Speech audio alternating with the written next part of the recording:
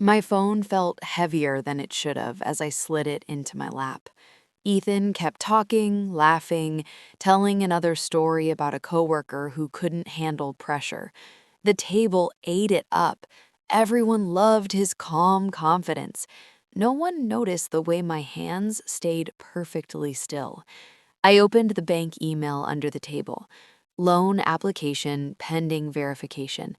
My eyes scanned the PDF like my life depended on it. Borrower, me.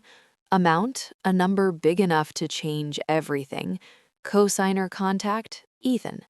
And then I saw it. Small, tucked near the bottom like a detail they hoped no one would read. Submission time, 8:47 p.m. IP location, Midtown District. 8:47. We were at the restaurant at 8:47. My stomach tightened so hard it felt like a cramp. I didn't look up. I didn't let my face change. I tapped the screen twice and saved the PDF to my files. Then I took screenshots, timestamp, IP location, cosigner line. I emailed them to myself with a boring subject, dinner reservation. Across the table, Ethan's knee bumped mine lightly, an intimate gesture that used to feel like love. Tonight, it felt like a reminder. I'm right here, don't move. His friend raised his glass. To Ethan, man's always 2 steps ahead. Ethan smiled. You have to be. I watched his mouth form the words while the bank's document glowed against my thigh. 2 steps ahead. That wasn't a personality. That was a confession. I excused myself again, slower this time. I need the restroom. Ethan's smile stayed up. Ethan was awake before my alarm. That alone told me everything. He stood in the kitchen making coffee like a man trying to prove innocence through routine. His phone wasn't on the counter, not even near the charger. It was in his pocket again, screen pressed inward. Morning, he said warmly, like last night hadn't happened, like the bank hadn't called, like my name wasn't sitting on a document I'd never signed. I kept my voice soft. Morning.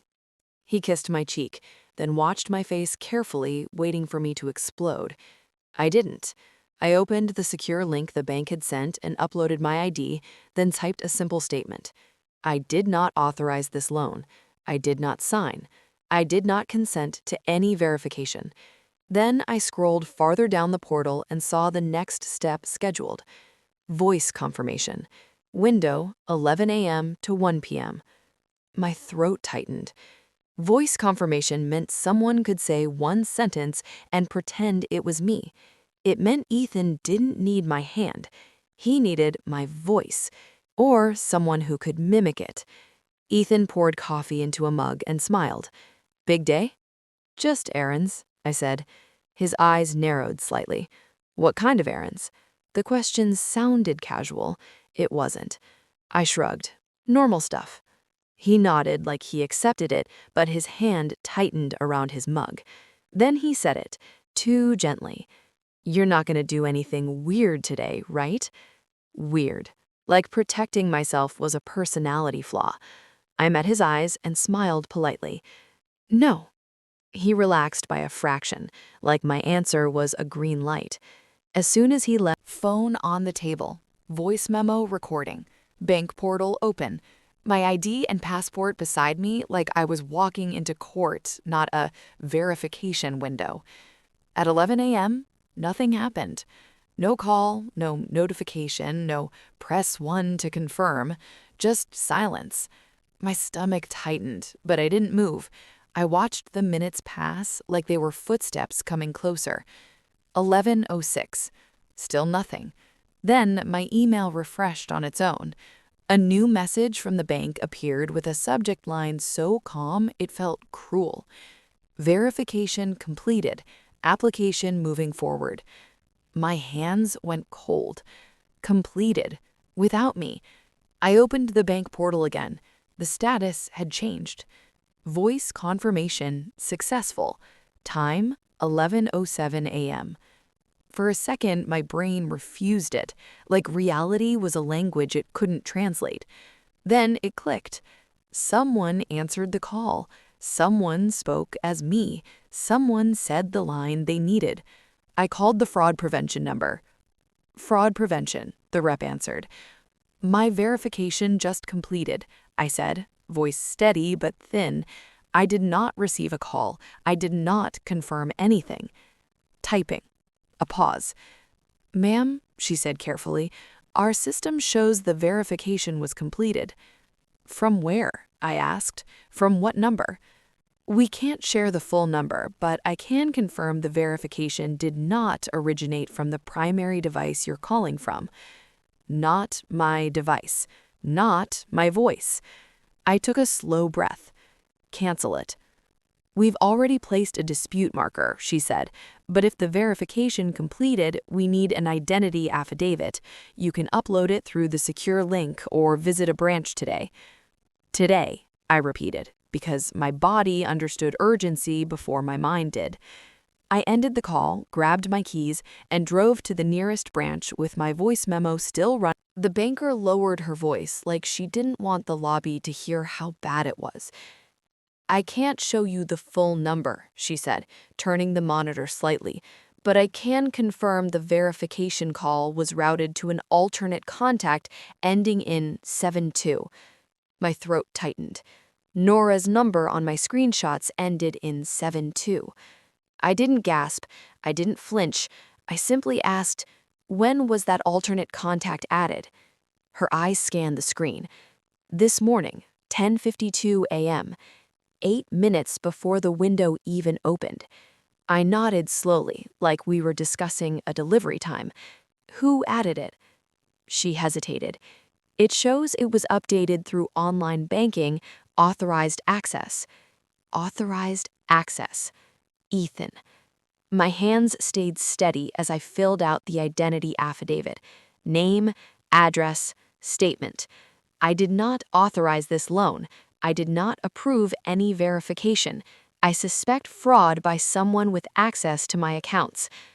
The banker printed a confirmation page and slid it to me. She said, "Take this, and I strongly recommend a police report for identity theft." I took the page and folded it neatly, careful like it was fragile proof. As I turned to leave, my phone buzzed again. Another message from Ethan. "Stop running around, you're making it worse." I didn't reply. Outside, the air felt too cold, too sharp, and the banker lowered her voice like she didn't want the lobby to hear how bad it was. I can't show you the full number, she said, turning the monitor slightly, but I can confirm the verification call was routed to an alternate contact ending in 72. My throat tightened. Nora's number on my screenshots ended in 72.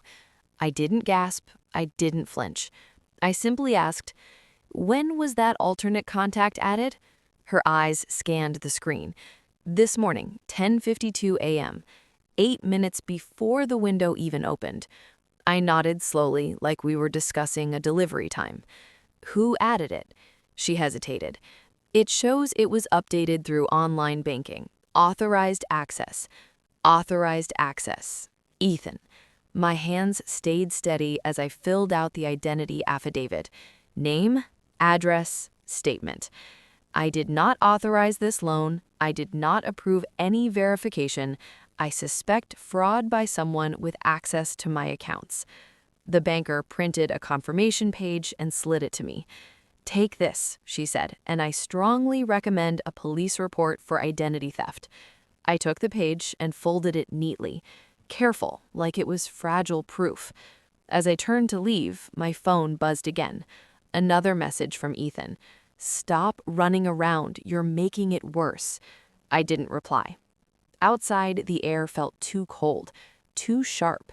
And then I stared at Nora's text until the words stopped looking like words and started looking like proof. He told me to read the phrase. My hands didn't shake, my chest did. I took a screenshot, then another with the time visible. I forwarded both to my backup email with one clean subject line. Voice proof. Outside my window, Ethan stood too close to my door, one hand on the glass like he owned the air around me. Open it, he said softly. You're scaring yourself. I didn't move. I started recording a video, screen angled low so he wouldn't see. He leaned closer, voice dropping. "You think you're smart? You're making this official." "It already is," I replied, calm. "The bank flagged fraud." His smile twitched. "Give me your phone. I'll handle it." "No." For a split second, his face hardened. Then he rebuilt the mask. "Babe, I was protecting us." "By rerouting a verification call to Nora?" I asked, still quiet. His eyes flickered. Too fast. Panic. "Stop saying her name," he snapped, then caught himself. "Stop, please." There it was, the slip, the confirmation. I didn't argue. I put the car in reverse. At 2:41 p.m., I was back at the bank. Same counter, same polite lights, only now the air felt like a countdown. "I filed a police report," I told the banker, sliding the report number across the desk. My voice stayed calm even as my pulse hammered. "The disbursement is queued for 3 p.m. I need a full freeze." She disappeared into the back and returned with a man in a navy suit and a badge clipped to his belt. "Fraud manager," he said, shaking my hand. "I'm Mark. Let's move fast." He pulled up the account, eyes scanning like he'd seen this story 1,000 times. "Okay," he said quietly. "We can place an emergency hold with a report number, but I need you to confirm you did not authorize any alternate transfer account." "I didn't," I said. He nodded once and clicked through screens I couldn't see. Then he turned the monitor just enough for me to read one line. "Destination external account, Carter Consulting LLC, ending 2241, added 10:52 a.m., verified 11:07 a.m. My stomach dropped. Not a random account, not a mistake, a business account with his name in it. "And 2241? I whispered, recognizing the ending like a fingerprint. Mark's expression tightened. "You've seen that number before." I swallowed. "Yes." He tapped again. The alternate account was added from online banking. I can see a login trail. He paused, then pointed to a small detail that made my skin go cold. "Login IP, Midtown District, near your restaurant. Device? Tablet." The bank doors slid open like nothing dramatic was happening. Ethan walked in with that same calm face he wore at dinner, the face that made people trust him before they heard you.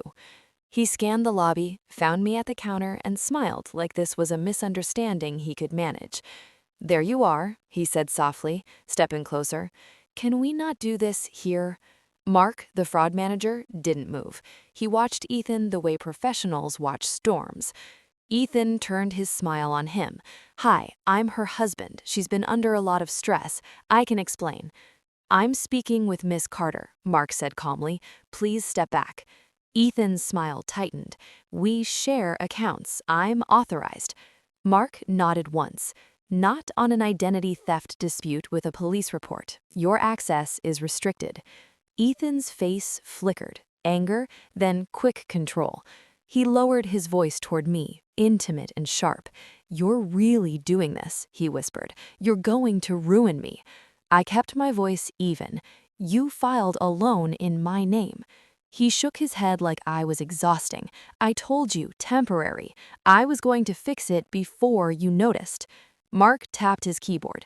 "You attempted to route disbursement to an external account named Carter Consulting LLC, ending 2241. Ethan's eyes widened for half a second. Then he recovered faster than a normal man would. "That's my business. She knows that." I didn't, not until today. Ethan leaned in. "Babe, stop. Think."